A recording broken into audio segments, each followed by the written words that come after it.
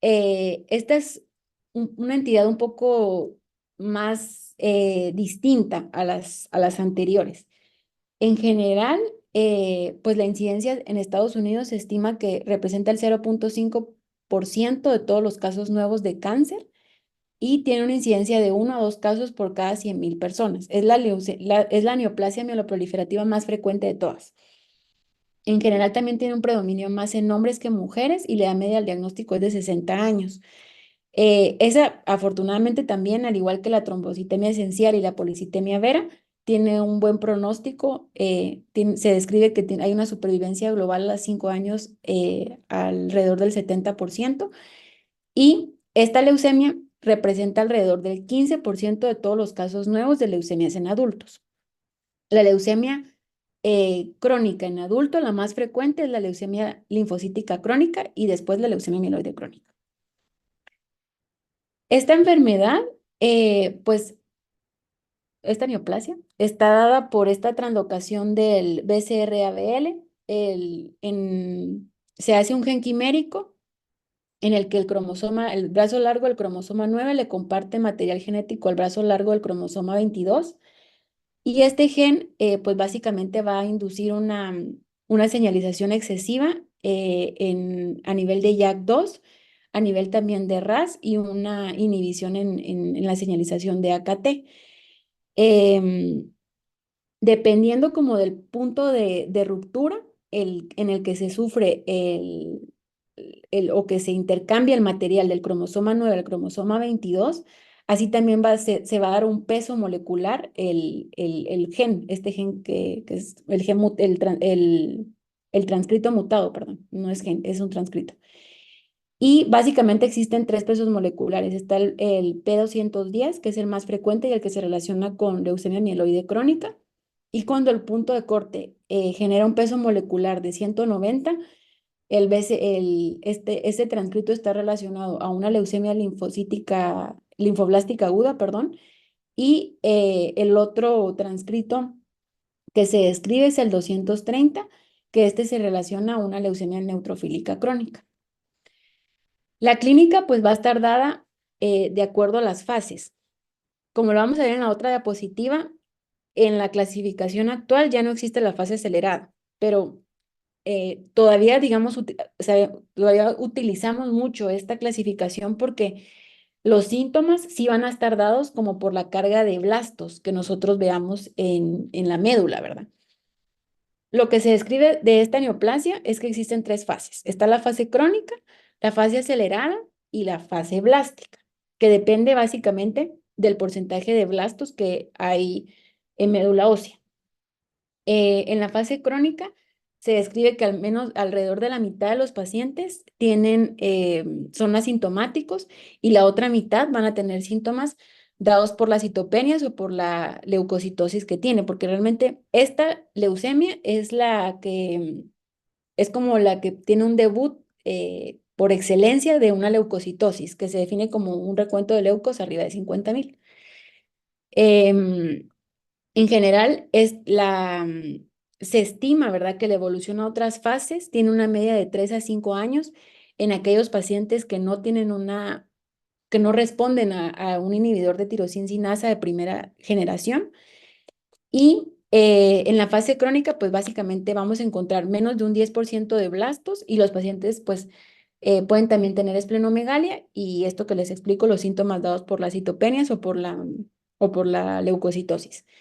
Ahora, en la fase acelerada, esta se diferencia porque hay porcentaje de mieloblastos entre un 10 a un 19% y basófilos en un 20%. Esto es importante porque este valor de basófilos no está dado en médula ósea. Estas cosas nosotros las podemos controlar tan solo en los hemogramas, ¿verdad? Ir viendo como la carga de basófilos y nosotros ir viendo la cinética del hemograma y predecir, digamos, de forma temprana cómo va virando la enfermedad, ¿verdad? Si hay riesgo de que evolucione una crisis blástica. Obviamente en la fase acelerada el paciente va a tener mucha más citopenias porque hay más infiltración y reemplazo en la médula ósea por estos mieloblastos. Y ya pues en la crisis blástica es literalmente una leucemia mieloide aguda que es definida como blastos en médula ósea arriba del 20%. Están los criterios entonces que estaban definidos desde el 2016 y que todavía la European Leukemia Net en el 2020 pues definía esta enfermedad como fase crónica, fase acelerada y fase blástica, pero en la nueva clasificación, tanto de la OMS como de la ICC, describen que ya no está la fase acelerada, básicamente solo está la fase crónica en la que van a haber menos de 20% de blastos y alrededor de 20% de basófilos. Si hay más de 20% de basófilos, o sea, hay 21% de basófilos y obviamente blastos arriba de 20% en médula ósea o sangre periférica, esto ya lo define como una fase blástica. Y afortunadamente, tan solo la literatura lo describe el 5%, pero en nuestra población, en la población latinoamericana y en la población americana, menos de este porcentaje se estima que alrededor de un 3%, 2 a 3% de los pacientes que debutan con esta enfermedad debutan con una fase blástica. El gran porcentaje de pacientes van a debutar con una fase crónica. Y el diagnóstico, pues básicamente va a constar de el análisis de médula ósea, tanto por hematología como por fisiopatología, en el que se describa la infiltración por esta carga de blastos. En general, eh, la, mm, la citometría de flujo en esta enfermedad solo tiene cabida cuando nosotros sospechamos que hay una infiltración o sea, que hay una transformación ya por una leucemia mieloide aguda. Pero en general no, realmente la citometría de flujo no tiene cabida porque solo vamos a ver hiperplasia eritroide, que es lo que vemos nosotros en la médula ósea en la fase crónica, y, y pues blastos, pero como está poca la carga, estos no van a ser detectados ni tampoco tienen un patrón de diferenciación típico en la citometría de flujo. Entonces, digamos que el diagnóstico se establece a nivel molecular, que ya sea por FISH o por PCR, detectemos el transcrito de este cromosoma Filadelfia y pues lo de la médula ósea que les explicaba. También, como con todas las otras neoplasias mencionadas anteriormente, pues necesitamos hacer un análisis básico, ¿verdad? De ver pruebas de función hepática, la carga tumoral. En general, en las neoplasias mieloproliferativas no tenemos un marcador tumoral. Lo más parecido que tenemos es la LDH, que por ejemplo, no sé si lo vieron lo escucharon en las clases anteriores, pero en los trastornos linfoproliferativos, aparte de la LDH, lo que sí sirve es la beta 2 microglobulina, ¿verdad? En estos pacientes, básicamente solo la LDH. Ahora, del pronóstico, el pronóstico existe en varios score. El más utilizado hoy día es el LETS, porque randomizó pacientes, aparte que es el score pronóstico más nuevo, randomizó pacientes que ya tenían, que ya fueron tratados con las nuevas terapias, ¿verdad? Con los inhibidores de primera y de segunda generación. Esto solo a modo de mención, pero para que sepan, ¿verdad? Que existen todos estos modelos y que básicamente van a clasificar al paciente en riesgo bajo, intermedio y alto para decidir, aparte de que estima la supervivencia global a 5 años, es como un parámetro que nos ayuda a decidir el tratamiento. Pero el tratamiento se va a definir, o sea, digamos, se va a dividir en si el paciente está en una fase crónica o si el paciente está en una fase blástica. No voy a adentrarme tanto en la fase blástica porque pues eso es el tratamiento de una leucemia mieloide aguda, que fue lo que vimos en la clase anterior, pero pues para que sepan, existen diferentes inhibidores de tirosina sinasa que son estos medicamentos que silencian el transcrito 922 y existen alrededor de 4 inhibidores de primera generación y 2 inhibidores de segunda generación. La indicación de cuál iniciar, esto varía. En un mundo ideal en el que tengamos, digamos, que podamos secuenciar el genoma y que tengamos existen mutaciones que se relacionan a una resistencia a los inhibidores de tirosina sinasa de primera generación, pues cuando ya tenemos como todo el perfil molecular, es fácil describir si el paciente se beneficia más de empezar con un inhibidor de segunda generación o con el imatinib, que es el clásico, ¿verdad? Pero pues a muy grandes rasgos, lo ideal sería basar nuestra decisión en un perfil molecular.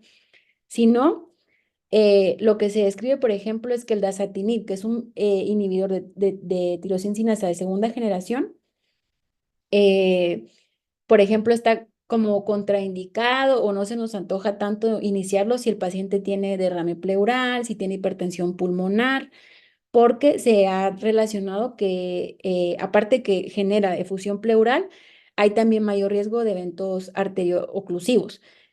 Y sobre el nilotinib y el bosutinib, que estos son medicamentos, son también inhibidores de tirosina sinasa de segunda generación, pues básicamente son las decisiones de qué tratamiento dar, también es como mucho en consonancia del perfil molecular y en general los tres son tratamientos súper bien tolerados, estos que se describen de segunda generación. Ahora, existe un tratamiento, un inhibidor de tirosina sinasa de tercera generación, el ponatinib, que está indicado únicamente cuando el paciente tiene refractariedad a los inhibidores de tirosina sinasa de primera y segunda generación o que tiene esta mutación en T315I identificada.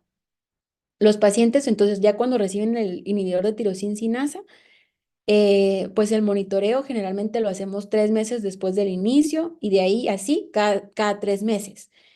Generalmente se describe que alrededor de un 70% de los pacientes que tienen una buena adherencia al tratamiento, que no tienen comorbilidades y que tienen un perfil molecular, pues básicamente en donde solo encontramos el transcrito y no tienen mutaciones raras que hacen resistencia a los inhibidores de primera generación, se describe que el 70% de estos pacientes van a tener una respuesta molecular, o sea, el transcrito no se va a detectar entre 0,1 a 1%, esto es en PCR, y pues van a tener una respuesta positiva, ¿verdad? Al tratamiento. Eh, por lo que una cantidad no depreciable de pacientes, que es alrededor de un 30%, podemos no tener una respuesta molecular después del año. Entonces, lo que se describe es que siempre nos tenemos que asegurar, y esto es por lo siguiente, la diapositiva, es que para determinar si el paciente está en una respuesta o no, siempre, siempre evaluar si el paciente tiene adherencia al tratamiento, porque en general todos los inhibidores de tirosina sinasa tienen muchos efectos gastrointestinales. El paciente describe que tiene como mucha saciedad temprana, dejan de comer, además también que pues hay citopenias y el paciente puede tener neutropenia o linfopenia, tener infecciones y muchas veces hasta ellos mismos se retiran el tratamiento o lo van modulando porque pues como cuando se inicia el inhibidor de tirosina sinasa, baja mucho el vaso, baja mucho la carga de leucocitos y mejoran las citopenias. eh, el paciente pues ve esta mejoría, entonces van y con el entendimiento de que pues es una enfermedad crónica, ellos mismos se van como automedicando y van no teniendo una buena adherencia. Entonces lo importante siempre es que tengan adherencia y revisar las interacciones. En general no se recomiendan con neurolépticos y con anticonvulsivantes. Em, y pues básicamente el tratamiento es de ir jugando con los inhibidores cuando encontramos una resistencia, ya sea por un perfil molecular en el que vemos ciertas mutaciones que se relacionan a la refractariedad de a resistencia a los inhibidores de tirosina sinasa de primera o segunda generación, pues entonces está indicado el ponatinib. Ahora,